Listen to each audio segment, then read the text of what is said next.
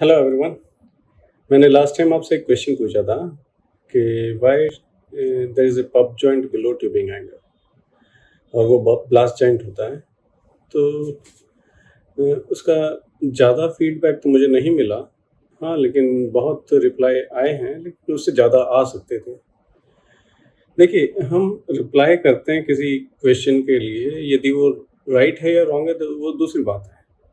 Participation सबसे बड़ी बात है, क्योंकि जब तक हम पार्टिसिपेट नहीं करेंगे तब तक हमारी लर्निंग नहीं होगी। हम ये सोचेंगे कि कोई और पार्टिसिपेट करेगा, उससे ही हम सीखेंगे, तो इन्वॉल्वमेंट जिसमें नहीं होता ना, तो वो काम भी नहीं आता है चीज़ें। मैं ये सब इसलिए कर रहा हूँ कि अवेयरनेस फैले, ताकि एक्सीडेंट्स कम हों, लोग अच्छी तरह IWCF या वेल कंट्रोल या ड्रिलिंग सीखें और उससे आगे बढ़ें। अभी हो क्या रहा है, अभी लड़के ज्वाइन करते हैं रस्ट अबाउट में, 2-3 साल रस्ट अबाउट में ही रगड़े जाते हैं। उसके बाद वो फ्लोरमैन बनते हैं, फिर कभी मौका मिलता है, कभी नहीं मिलता डायरेक्ट पे काम करने का। मतलब आगे बढ़ने के मौके बहुत कम मिल रहे हैं, और यदि सीखने की कोशिश करते हैं तो कोई सिखाने को तैयार भी नहीं है। तो इस मीडियम से मैं एक कोशिश कर रहा हूँ कि कुछ मैं इम्प्रूव कर सकूँ। नॉलेज तो बहुत बढ़िया है। तो चलिए लास्ट क्वेश्चन पे आते हैं कि जो लास्ट क्वेश्चन मैंने दिया था कि ट्यूबिंग हैंगर के नीचे एक पब जॉइंट क्यों होता है और वो ब्लास्ट जॉइंट थिक वॉल का क्यों होता है। देखिए, अभी आपको मैं एक फिगर दिखा रहा हूँ। इसके अंदर देखिए, जब भी किसी भी फ्लो पाथ के अंदर रिस्ट्रिक्शन आती है तो आईडी यदि कम हो जाएगा तो सडन एनुलर वेलोसिटी बढ़ जाती है।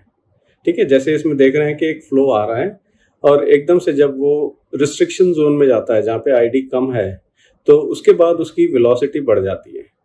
और वेलोसिटी बढ़ने की वजह से यदि फ्लूइड के साथ एब्रेसिव फ्लूइड्स भी हैं, जैसे कि फ्लो के साथ जो रिजर्वायर फ्लूइड के साथ सैंड के पार्टिकल्स आ रहे हैं, या H2S आ रहा है, या फिर कार्बन मोनोऑक्साइड आ रहा है, तो इसकी वजह से क्या है कि हमारा जो ट्यूबिंग है उस पर इरोजन शुरू हो जाता है। वो जो पार्टिकल्स हैं उसको टच करते हैं, उसकी थिकनेस कम करते हैं। थिकनेस कम होने से वो वीक हो जाता है। ठीक है, वीक होने के बाद वो एंड में क्रैक होकर टूट भी जाता है। और जब हम पुल आउट करते हैं, फाइनली जब हमको पैकर रिलीज करना होता है, तो वहीं से वो टूट जाता है। कम्युनिकेशन हो जाता है एनुलस और ट्यूबिंग के बीच में। तो इसीलिए जहाँ भी रिस्ट्रिक्शन पाथ आता है, जहाँ पे भी आईडी चेंज होती है, बड़ी से छोटी आईडी होती है, तो क्या हम ऊपर और नीचे दोनों जगह ब्लास्ट जॉइंट लगाते हैं, ताकि यदि इरोजन हो भी तो भी उसके पीछे इतना मेटल हो कि हमारा पुल को सपोर्ट करे, लीकेज ना हो। तो यही कॉन्सेप्ट है कि ट्यूबिंग हैंगर के नीचे हम ब्लास्ट जॉइंट लगाते हैं, क्योंकि उधर आईडी रिस्ट्रिक्शन आता है।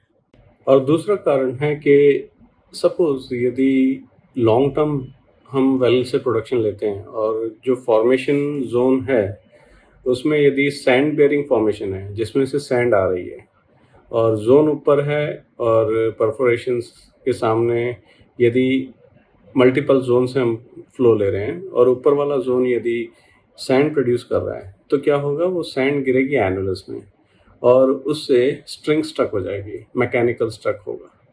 तो जब मैकेनिकल स्ट्रक होगा और यदि मैंने ट्यूबिंग हैंगर को यदि पूरी ट्यूबिंग में लगाऊंगा, लेट्स से कि ब्लास्ट जॉइंट ही ले लेते पूरा, तो क्या वो कभी ट्यूबिंग हैंगर मैकेनिकल स्ट्रक की वजह से बाहर आ पाएगा? कभी भी बाहर नहीं आ पाएगा, और आप दूसरा ट्यूबिंग लगा के रेसिप्रोकेट भी नहीं कर सकते। तो इस केस में हम क्या करते हैं, ड्यूल रैम लगाते हैं वेलेट के ऊपर, और ट्यूबिंग में ट्यूबिंग हैंगर पे हम ट्यूबिंग रिट्रीविंग टूल लगाने के बाद हम उसको पुल करते हैं।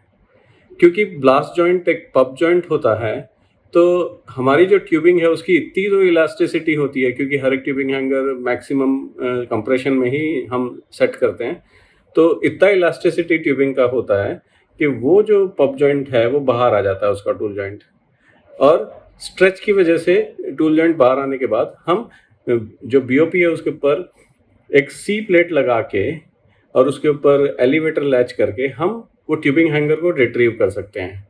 ट्यूबिंग हैंगर रिट्रीव करने के बाद हम उसमें एक ट्यूबिंग ऐड करके और सी प्लेट और एलिवेटर हटा के लोड पूरा लेके अपना ब्लॉक के अंदर, और फिर हम उसको रेसिप्रोकेट कर सकते हैं।